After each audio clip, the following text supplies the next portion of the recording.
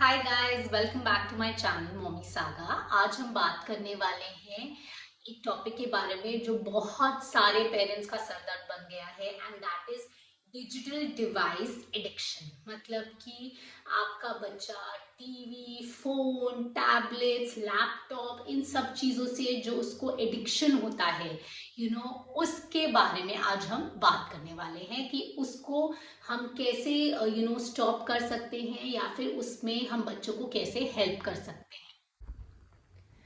आजकल के जो बच्चे हैं, वो अपना एंटरटेनमेंट इंडोर्स ढूंढते हैं। They look for entertainment through phones, through TVs, through smartphones, through laptops, through tablets. So ये उनका सोर्स ऑफ एंटरटेनमेंट होता है। This is the way they entertain themselves.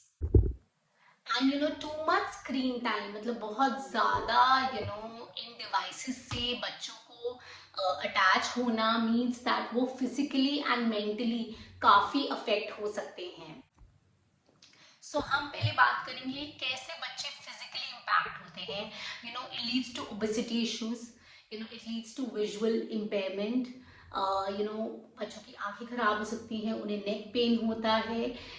बच्चे बहुत ज़्यादा उनके स्लीपिंग पैटर्न में डिस्टर्बेंस होती है। So these are some of the physical aspects of digital device addiction. And अब हम बात करते हैं that what are the mental issues which kids face when they are dealing with a lot of screen time. So let's also talk about that how it affects kids mentally, मतलब बच्चों को ये mentally कैसे affect करता है। सबसे पहली चीज़ है, अगर बच्चों को ये devices ना मिले, ये बहुत जल्दी irritate होना शुरू हो जाते हैं, and they start complaining a lot, and they start troubling their parents or people around them. Okay, another thing is बच्चे बहुत ज़्यादा इनके स्लीपिंग पैटर्न में डिफरेंसेस आने शुरू हो जाते हैं, which actually in turn leads to anxiety and depression. And सबसे बड़ी चीज है दैट बच्चे ना फोकस उनका बहुत ज्यादा कम हो जाता है।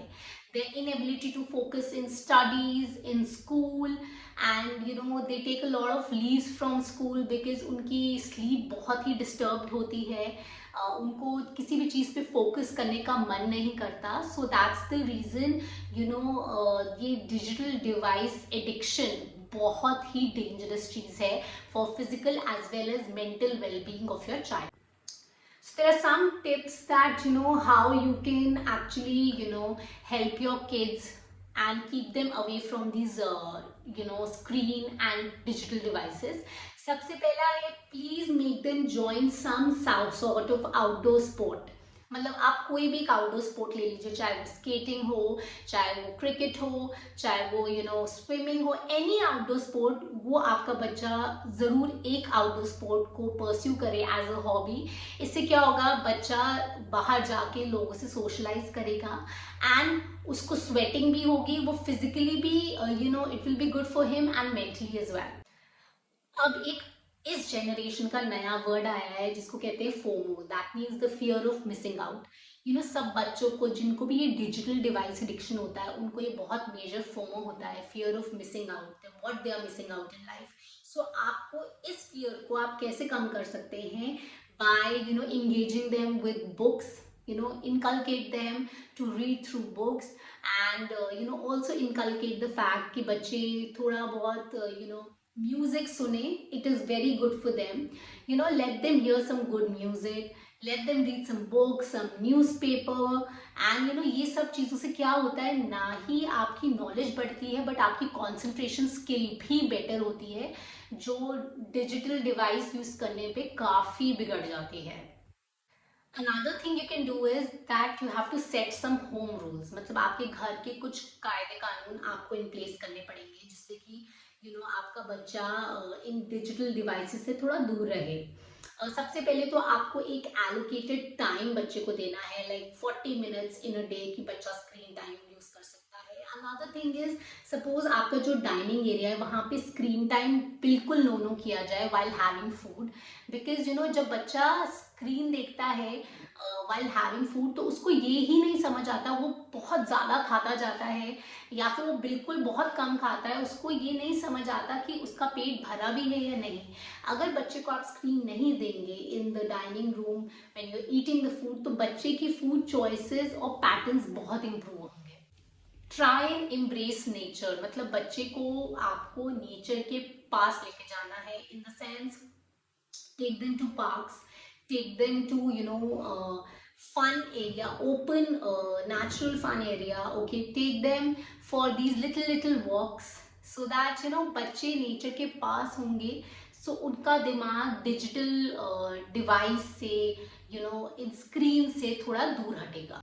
अनदर थिंग इज कि आप बच्चों के लिए एक लिमिट सेट कर सकते हैं, जैसे कि मैंने आपको पहले भी कहा है, you can set like probably 40 minutes to 1 hour in a day, जैसे कि उनका स्टडी स्केड्यूल होता है वैसे ही आप उनका स्क्रीन स्केड्यूल भी बना सकते हैं, सो दैट बच्चों को लगे कि आप उनको स्क्रीन दे रहे हैं एंड आप भी सेटिस्फाइड रहे कि आप एक सर्टेन टाइम के लिए ही दे रहे हैं, सो दैट आप दोनों एक बीच में एक कंसेंसस पे आ जाएं। एंड इससे क्या होगा, एटलीस्ट उनको डिजिटल डिवाइस एडिक्शन नहीं होगी। Good thing is that you can indulge them in some sort of coloring and art.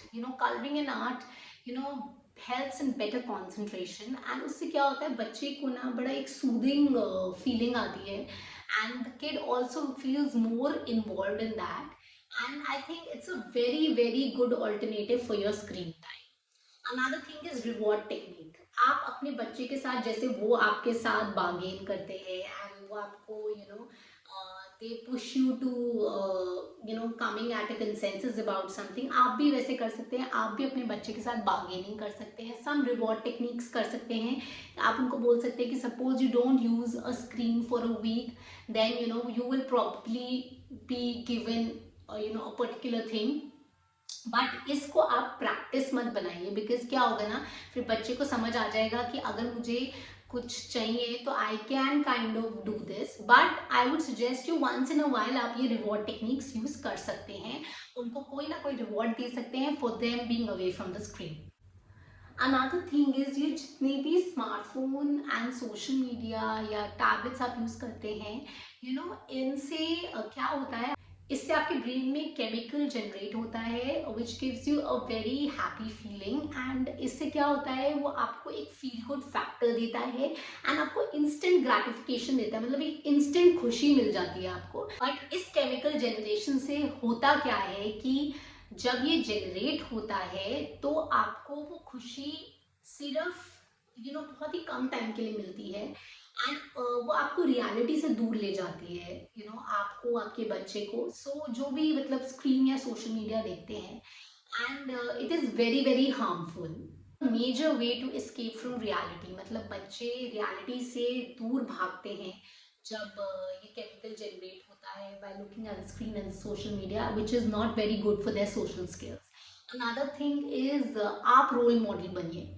Suppose अगर आप सारा दिन फ़ोन लेके बैठे रहेंगे तो आपका बच्चा भी वही सीखेगा, एंड आपको थोड़े एग्जाम्पल सेट करने ही पड़ेंगे, थोड़े रूल्स अपने पे भी लगाने पड़ेंगे, सो दैट आपका बच्चा आपको फॉलो कर सके। अनदर थिंग इज, बच्चे ना जब स्क्रीन देखते हैं ना वो अपने पोस्चर पे ध्यान देते हैं कि वो किस तरीके से बैठते हैं, ना वो ब्राइटनेस ऑफ द स्क्रीन पे ध्यान देते हैं। So I would suggest as parents आपको ये टाइम टू टाइम सुपरविजन करना पड़ेगा while they are watching screen. Another thing is, worst case scenario, अगर आपके बच्चे स्क्रीन टाइम को बिल्कुल ही नहीं छोड़ना चाह रहे हैं, then you need to set your passwords. आप उनको तभी दीजिए जब आप सोचते हैं उनके लिए करेक्ट है, and just set a password. I know बच्चे बहुत टैंट्रम्स करते हैं, they would be like really angry with you, but कुछ चीज़ें हमें एज पेरेंट्स बैड कॉप बन के इम्प्लीमेंट करनी पड़ती है। देर आर टू थिंग्स जो आपको अपने बच्चों के लिए करनी बहुत ज़रूरी है, specially with a smartphone. Okay, सबसे पहला, दैट आप अपने बच्चे को कभी भी फ़ोन वाइल ट्रैवलिंग नहीं देंगे, क्योंकि क्या होता है व्हेन यू आर ट्रैवलिंग ना, तो आपका फ़ोन सिग्नल पकड़ने की कोशिश करता है, उसमें हाई रेडिएशन जनरेट होती है, एंड अगर आपके बच्चे के हाथ में वो होगा तो दैट मीन्स आपके बच्चे को ज़्यादा रेडिएशन इनटेक होगा and which is very harmful for the kid. Another thing is, अगर आपका बच्चा कोई भी डिवाइस यूज कर रहा है सो उसको आप प्लीज लो रेडिएशन मोबाइल या टैबलेट जो भी है वो आप उसको लो रेडिएशन वाले लेवल मोबाइल या टैबलेट खरीद के दीजिए. बिकॉज एक वैल्यू होती है जिसको कहते हैं SAR value, specific absorption rate. This value is basically आपकी 1 किलोग्राम ऑफ बॉडी टिश्यू कितनी रेडिएशन लेता है. So this SAR value, this value should be very less. So आपको ऐसे डिवाइस चूज करने चाहिए जिनकी SAR वैल्यू कम हो. In India, it's the maximum which is allowed is 1.6 per kg. So आप प्लीज जब भी फोन लें तो आप ये क्वेश्चन जरूर पूछें from the person, from the shop you are buying कि इसकी SAR वैल्यू कितनी है. I'm sure more than half the people they don't even know about it. So ये एक बहुत important tip है. जब भी आप कोई डिवाइस अपने बच्चे को देखें तो उसकी SAR वैल्यू मेक श्योर कीजिए कि वो लो हो. So guys, these are little things जो आप ध्यान रख सकते हैं एंड अपने बच्चे को आप डिजिटल डिवाइस एडिक्शन से बचा सकते हैं. But I would still suggest कि आप अपने बच्चे को ये सारी चीज़ें तो डेफिनेटली उन पे इम्प्लीमेंट करिए ही, बट आप अपने बच्चों को डेफिनेटली किसी ना किसी हॉबी में लगाइए. इससे they will automatically be away from these digital devices. So guys, आज के लिए इतना ही. Please don't forget to like, subscribe and comment to my channel. And अगली बार हम फिर मिलेंगे किसी इंटरेस्टिंग टॉपिक के साथ. And here's Mommy Saga signing off. Bye bye.